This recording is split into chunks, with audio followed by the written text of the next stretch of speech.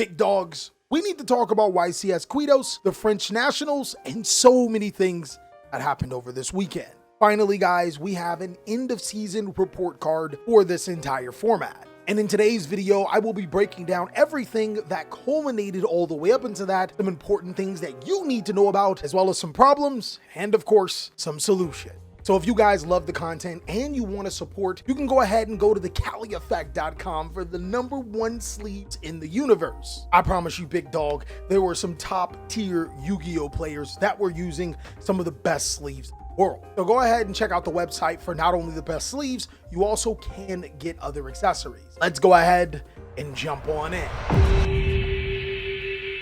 What's going on with y'all, big dogs? And it is an amazing day for Yu-Gi-Oh! I hope that your day phenomenal. But if it isn't, don't let what happened at the beginning of your day the rest of your day. And in case you guys didn't know what time it is specifically a day I like to call Update Monday! A particular time where I trick you guys into thinking that this is a Yu-Gi-Oh video, when in actuality, this is a video to make you a better person. For today's Update Monday, I actually want to talk to you guys about a little bit of regret that I did in my 20s. Kind of, it's just a little bit. Throughout my 20s, all I did was work.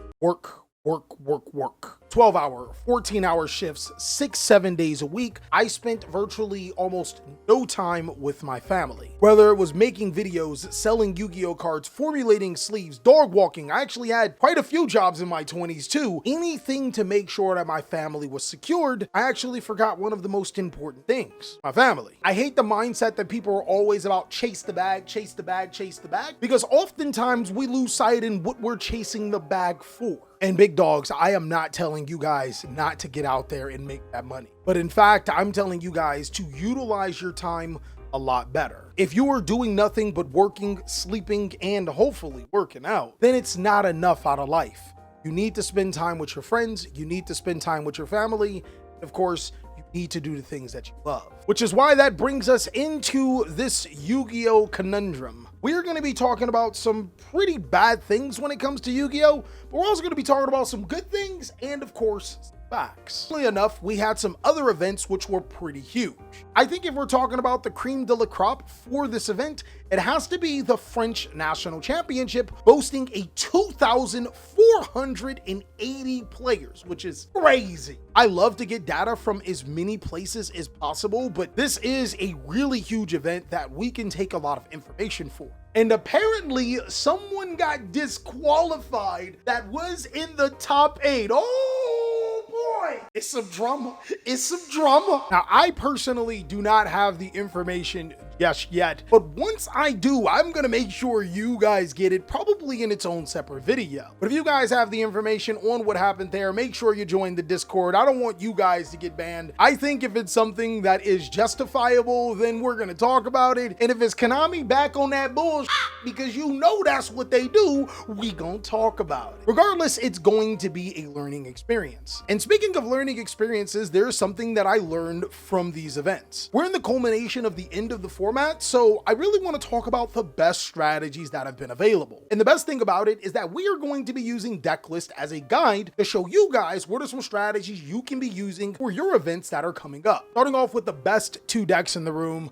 I actually want to go to that French Nationals to be able to show you the deck list that were entered. As you can see, big dogs, we're pretty much close to a tier 0 format, with YCS, Mitsurugi, and Malice being the best decks in the game. In fact, I wouldn't be surprised if this par chart is going to be filled with both Malice and Mitsurugi, taking up over 50, 60, possibly even 70% of the pie chart because the deck is that good. It's really no surprise there. And taking a look at Matthias Quattreville's YCS Mitsurugi deck, this is pretty close to what you're gonna get when it comes to Mitsurugi. What makes Mitsurugi so deadly is its ability to be able to play through hand traps incredibly well. Hand traps like Infinite Impermanence and Effect Veiler aren't as powerful as they should be. It's because when you do stop the YCS engine, it can just pivot to the Mitsurugi line. It's kind of dangerous. And as you guys can see, the cards that we talked about in the last few weeks are still here. There's still Solemn Warning, Solemn Judgment, of course, Droll, Nib, Ash, Imperm, and some of the other cards that we didn't see are not here. Now, Malice did win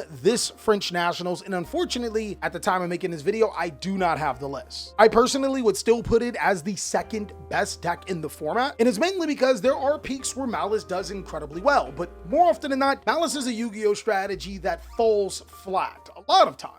Is it because of how time rules work and Malice requires a ton of life points? We've seen quite the few players lose on live stream playing Malice that way, and even Top Deck TJ infamously having to get 3-0'd by your boy. It happens. The good thing though is because Malice is pretty much solved, you're not going to find a lot of variance. But this particular person actually did show us a little bit of variance and got first at the Australian State Championship. This is Joshua Hole's Malice build, which I think has some really cool cards in it. I would say above all else, this is a pretty standard list until we get to Code of Soul, a card that can be an extender and allows you to relink into cards, but I don't think that's important for this deck. But then we also get cards like AI to meet you to be able to add another Ignister monster from your deck to your hand. AI Contact being a really interesting extender and search card in the same function. I apologize guys, it's AI Connect, and cards like this actually can help you play past getting disrupted by a Mitsurugi ritual monster that I can't say its name anymore. I may know whatever it's called. But then there's also some other interesting cards like Mistaken Arrest, Mystical Ref Panel. Brother, Mystical Ref Panel. Activate only when a spell card targets one player that is activated.